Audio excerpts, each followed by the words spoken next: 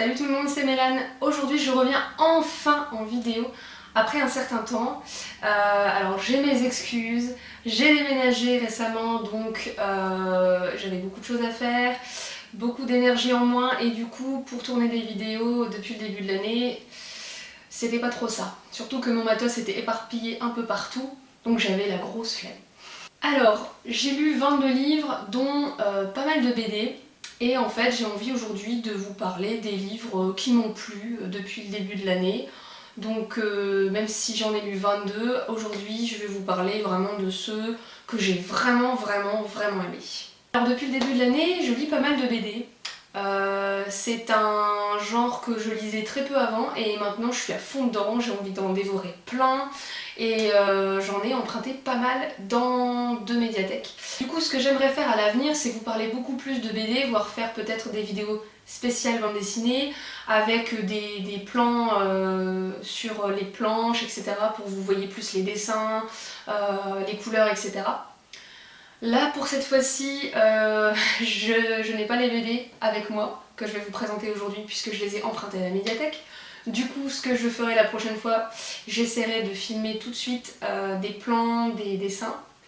Là pour le coup j'ai même pas eu le temps donc c'était un peu compliqué mais j'ai très envie de vous les présenter quand même parce qu'il y a quand même des gros coups de cœur en fait ou vraiment des BD que j'ai vraiment besoin de vous les présenter puisque je les ai trouvés vraiment topissimes.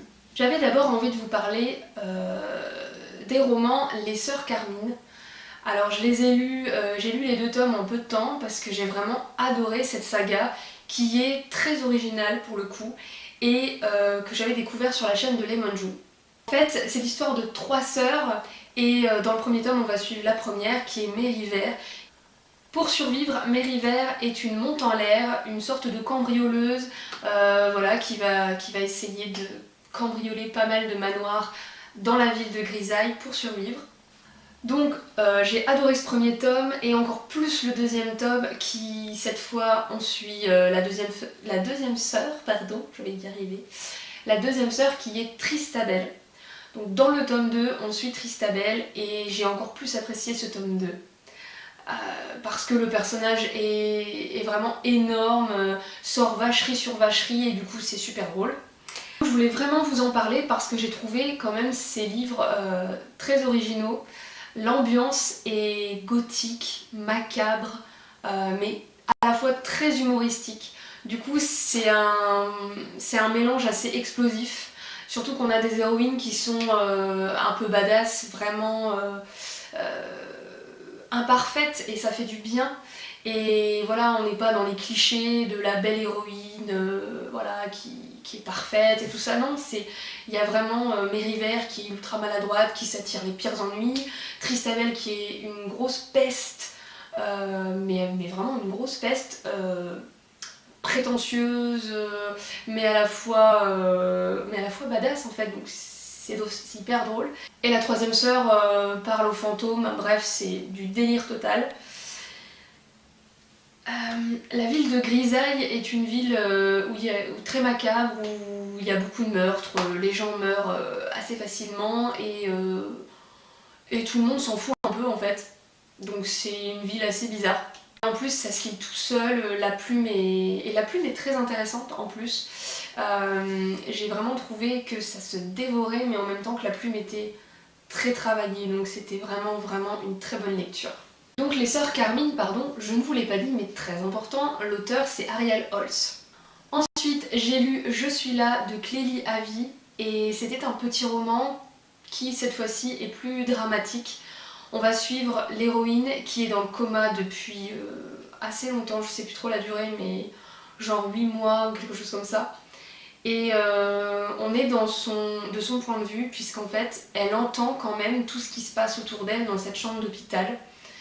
Et on va suivre aussi un deuxième personnage qui lui va entrer un jour dans cette chambre pour se reposer parce qu'il va se dire bon voilà cette fille est dans le coma donc je vais pouvoir tranquillement me poser dans cette chambre pendant un petit temps. Il va commencer à se livrer à l'héroïne en fait et Et on va suivre du coup ces deux points de vue, donc elle qui entend mais qui ne peut absolument pas bouger, rien dire, etc. Et lui qui va peu à peu se livrer à fond à cette nana. Et voilà. Et cette histoire a été très belle, donc c'était un roman très court, mais on arrive quand même à s'attacher fortement au personnage. C'est quand même un livre très fort, qui pose des questions sur la vie et assez dramatique quand même. Mais j'avais adoré ma lecture et la plume de Clélie Havi est très jolie. Ensuite, le troisième roman que je voulais vous présenter, c'est le tome 2 de Nos âmes jumelles, donc Nos âmes rebelles de Samantha Bailly, aux éditions Rajo. Donc ça faisait longtemps que j'avais lu Nos âmes jumelles et j'avais adoré parce que j'adore Samantha Bailly. Et ce deuxième tome était aussi très très bien. On continue de suivre Lou et Sonia qui veulent être écrivains et dessinatrices. Donc c'est vraiment une saga sur la passion, jusqu'où on peut aller pour la passion.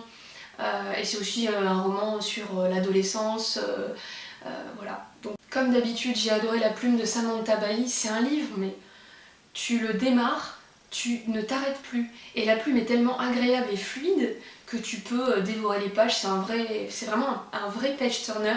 Et j'adore ça chez Samantha Bailly. Je trouve que c'est vraiment génial parce que t'as autant le confort de lecture vu que c'est fluide et agréable, et en même temps t'as le côté, enfin je veux dire, le contenu est super génial aussi quoi. Donc voilà, une très bonne suite et j'ai hâte de lire le troisième et dernier tome, Nos âmes plurielles. Donc maintenant on va passer à la BD.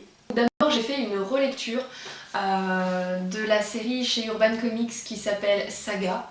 Je vous en avais déjà parlé il me semble, mais là j'ai voulu les relire pour continuer parce que j'avais tout oublié depuis le temps. Et donc je me suis remis à lire le tome 1 jusqu'au tome 5.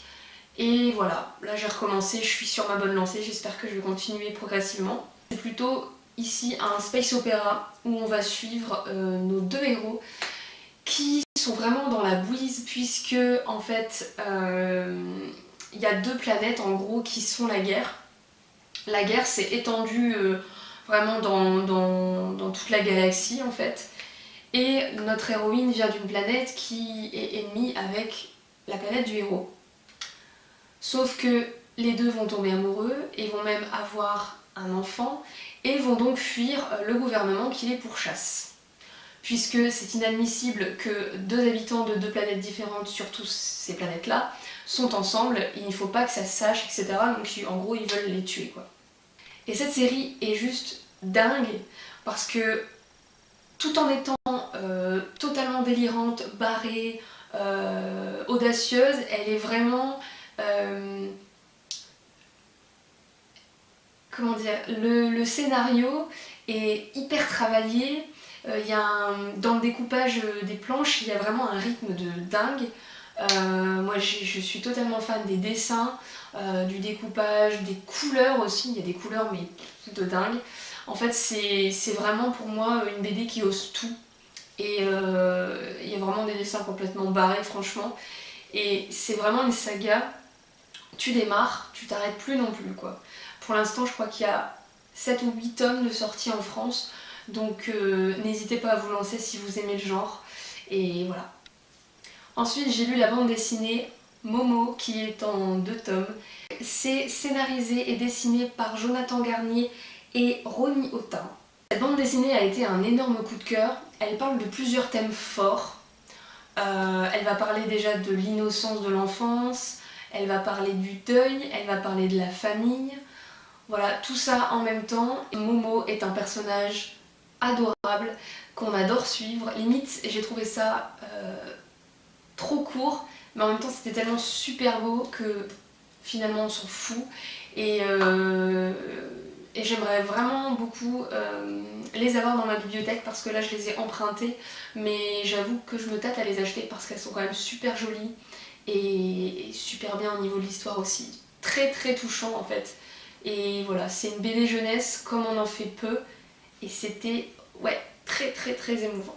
J'ai craqué totalement pour une BD qui m'attirait et je pouvais pas faire autrement que de l'acheter. Bon. Donc c'est Dans l'antre de la pénitence chez Glénat. scénarisée par Peter Tomasi et dessinée par Ian Bertram. Elle a été sélectionnée, je crois, pour Angoulême. Et vous voyez déjà rien que la couverture, assez glauque, assez bizarre. Bon, tout ce qui est glauque et bizarre, voilà, souvent en littérature, ça m'attire énormément. Et donc, pour vous donner vraiment envie, parce que cette BD est vraiment super bien, je trouve, je vais vous lire ce qu'il y a derrière parce que c'est ça qui m'avait vraiment happée et je vais pas réussir à vous la résumer correctement. 1905, en Californie, suite à la perte de son mari et de sa fille, Sarah Winchester se lance dans la construction compulsive de la Winchester House. Une demeure aussi étrange que démesurée. Un chantier perpétuellement troublé par les lubies de sa commanditaire, qui réveille ses domestiques en pleine nuit ou ordonne à ses ouvriers de construire des portes et des escaliers ne menant nulle part. On la prétend folle, hantée par les esprits de ses proches disparus. Mais le jour où un étranger fait son apparition sur le pas de sa porte, les démons de Sarah pourraient bien devenir réels. À la fois maison hantée et curiosité architecturale célèbre, dans tous les États-Unis, la Winchester House forme le point de départ de ce roman graphique qui combine la fiction, l'histoire et l'horreur. Voilà. Donc pour ceux qui sont amateurs du genre, lancez-vous sur cette BD qui est graphiquement super bien faite. Alors je suis pas du tout une experte en BD, je commence juste à en lire vraiment plein. Et du coup, ce genre de dessin, ce genre d'ambiance, je n'avais jamais lu. Et j'ai complètement adoré l'ambiance qui était à la fois très mystérieuse, très pesante, avec notre héroïne qui est complètement folle et fait flipper à mort. Je vais essayer de vous montrer tout de suite des planches. Je trouve vraiment les dessins très très beaux et en même temps très très glauques. Et ce livre m'a vraiment fait un drôle d'effet.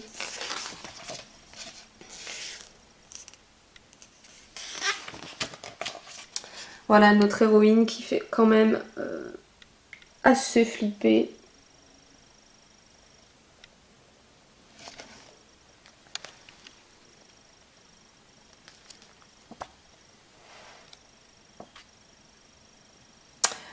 Voilà, voilà. C'est très gai, je vous l'avais dit. J'ai lu ensuite une BD que je voulais lire depuis très longtemps, qui est Outcast de Robert Kirkman et Paul Azaceta, aux éditions Delcourt, je crois. Oui. Vu que c'est des livres que j'ai empruntés, je suis désolée, j'ai mon portable pour revoir les éditions, etc. parce que je suis totalement paumée. Et donc cette BD, je voulais la lire depuis longtemps parce que si vous commencez à me connaître, vous savez que les histoires de surnaturel et tout ça, ça m'intéresse beaucoup. Et cette BD va traiter en gros de cas de possession, donc de démons et d'un héros qui va avoir des pouvoirs très particuliers et qui a un passé très très difficile et très glauque. Donc j'ai lu le tome 1, pour l'instant il me semble qu'il y a 5 tomes de sortie. Donc j'espère que je vais réussir à me procurer les autres. Et cette BD ne m'a pas déçue du tout.